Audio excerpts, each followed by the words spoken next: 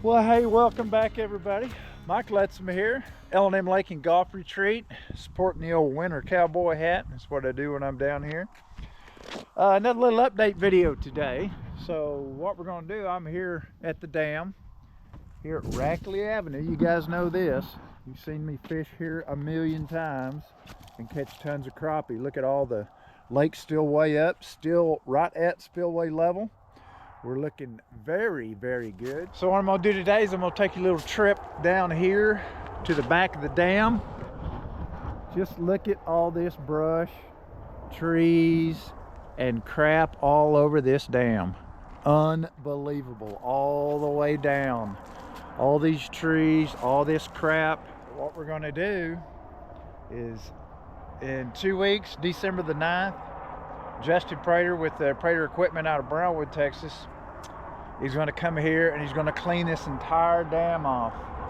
Re-slope it, make the slope about 40 degrees, 35 degrees, make it go out there about another 80 to 100 foot. Nice so I can keep it mowed down. And the TCEQ is going to stay off my back. Texas Commission of Environmental Quality. So they've been on me for about 5 years to clean the back of this dam off and get it done. And you know, they need to understand that that takes money, lots of it. So what we're going to do, we're just going to take a little peek down here and show you some of the things down here, what we're going to do. So let's go ahead and get on the way down here. Oh, got my boots on. Oh, this is bad. All this stuff's going to be cleaned off, all of it. We had some nutria and beaver problems. All this is, you can see, it's a little bit rugged down here. Now this is all water. All this crap, I should have worn my wading boots, but look how thick this stuff is. I'm 6'3" and this is all over my head. You can see a few pigs digging around down in here. Few beer bottles in bad shape. All these big trees, this tree right here is probably 60 or 70 feet tall. Oh man, I can't wait. Now I can show you the valve. I don't know if you guys have ever seen my valve down here, but I'm gonna show it to you. All this right here, what we're going to do is I'm going to dig all this out. There's about 7 or 8 acres all down in here, and this slope from the dam is going to be from there and it's going to go all the way to this concrete right here. Oh, it's getting nasty. It's going to go all the way to this concrete pylon right here. From this concrete pylon right up there, it's going to be a slope. What I'm going to do, I'm going to dig this out, or they're going to dig it out. It's about 30 or 35 feet deep. Make it about a 4.5, 5 acre holding tank. And I'm going to put crappie and catfish back here. Dig it way down, take all that dirt and just push it straight up from way back there. I'll guess about, over 200 yards to the, about 200 yards to the highway. And you can see all these Texas willows have just grown up in here. It's just terrible. And this right here is my drain. So what we're going to do is we're going to take this off, get a new valve, turn it that way, go up, and I'll fill this thing up with water. All dug out in here, and it's going to be incredible. And they're thinking it's going to take them about 2 or 3 weeks. So this, you know, Lojo's kind of inspired me to do this, and so did the TCEQ. I don't want to get fined, so I'm going to try to clean this up, make it look real good, redo the spillway where it goes under the highway over here, and I'm going to show that to you as well. But man, this is, all these reeds in here, all that's wet. So we're going to have to drain it all out. I'm going to have a good, you know, 4.5, 5.5 acre tank down here that's real deep. And now in the next couple of years, you know, we're replenishing the F1 hybrids, the Florida bass and crappie. We're going to put in tilapia, trout. I'm gonna do it upright, and I'm thinking 3 or 4 years from now, it's gonna be really nice. We're gonna have some big ones. And the bass that I take out, that's another good thing though. You know, I take out, well, I was taking out 600 bass a year.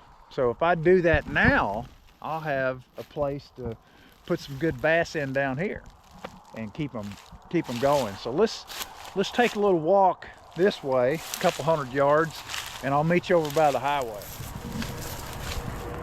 See all this standing water? It is everywhere. All this is standing water in here. It looks like a swamp.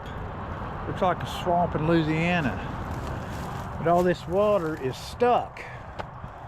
So we're gonna dig all this stuff out.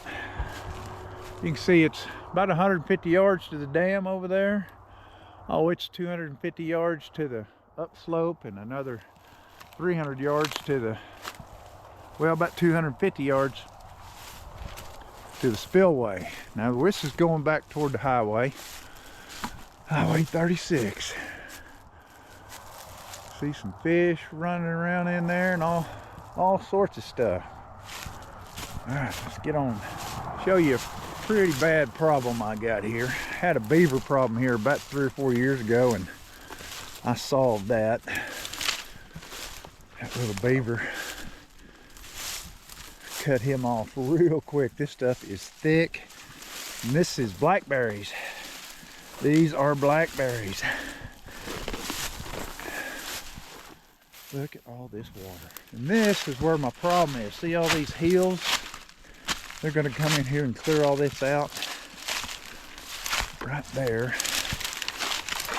Oh my goodness, we're gonna come in here with some big stuff like a PC 300, 330, something like that. Dozers. Now this is the big problem. See all this big old tree and island stuff right here? There was a huge dam that went across right there. You can see that water running out right over there, but it just doesn't have enough flow to keep this out. And the spillway's right back over that way. We got to clean all this out, and we'll get a natural flow of water when it rains. We'll have a natural flow of water. When that gets too high, it'll spill over into here, and then the other spillway will come right in there. We're looking good. All right. Man, oh man.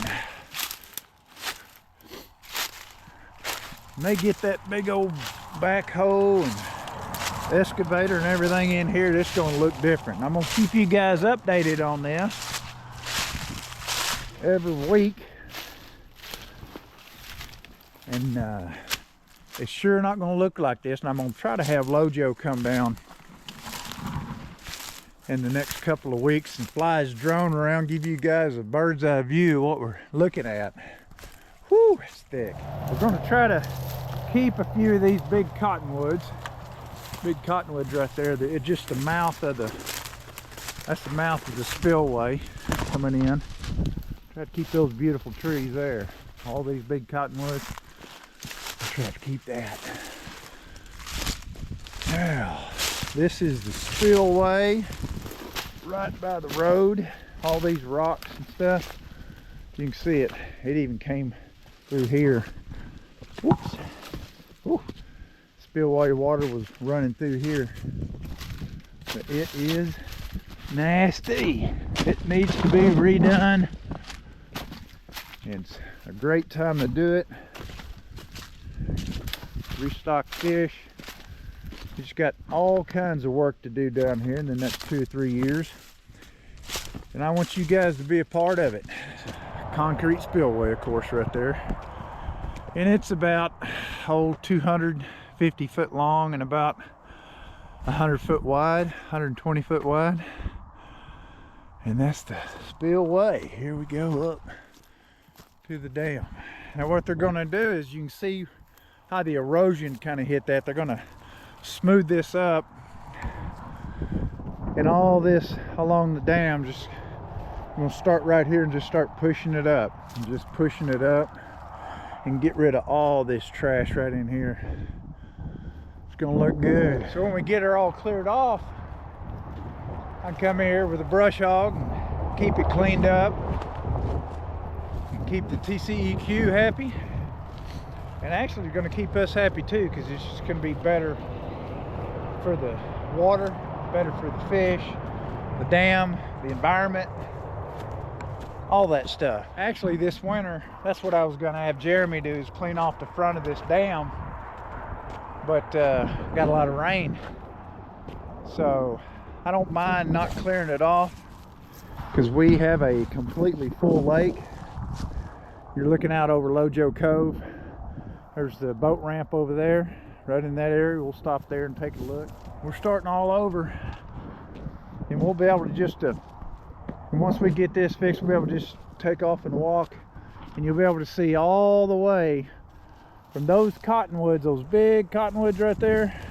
Just going to be a tank that's probably 200, 300 feet wide, and maybe 500 yards long, right at the bottom of the dam. And it'll be a little berm there. It's going to reinforce this. And what's strange is this lake has been here since 1927. 1927. They drained it in 2010 or 11. Well, they drained it real low to about 4 or 5 acres and put that valve in, put a manifold over there so you could open the valve. And then we had that drought in 10, 11, and 12. So all the fish died, and it didn't have water in it again till 14 or 15. Then Mr. Wright, the gentleman I bought it from, he's the one that stocked it in 2016 or 17. 2016. And then Laura and I bought it in 18. And you saw the fish that came out of here, so we got about 4 years. 4 years of work to do. 3.5. And I got me a new biologist. Not better, just newer and closer. His name's Steven, and he lives like in Comanche. He's only like 15 minutes from here. And Pond Kings, they've been taking care of this place ever since Laura and I bought it. Been doing a fantastic job, great job. I would recommend using them. If if they were a little closer, I would continue to use them. But Steven's, like I said, 15 minutes away. Met him a few weeks ago, and he's gonna give me a few things to do, and we're gonna set this thing up. And we're gonna do it right, and I hope you guys enjoy this. It's gonna take probably go right up till Christmas, and we'll be done with it. Like I said, every week I'll come down here, walk along the dam, see the progress that's being done, and hopefully in next spring we'll put in some probably 1,000 to 1,500 F1s, maybe more, I don't know. I'll leave that up to Steven. He's the biologist, not me.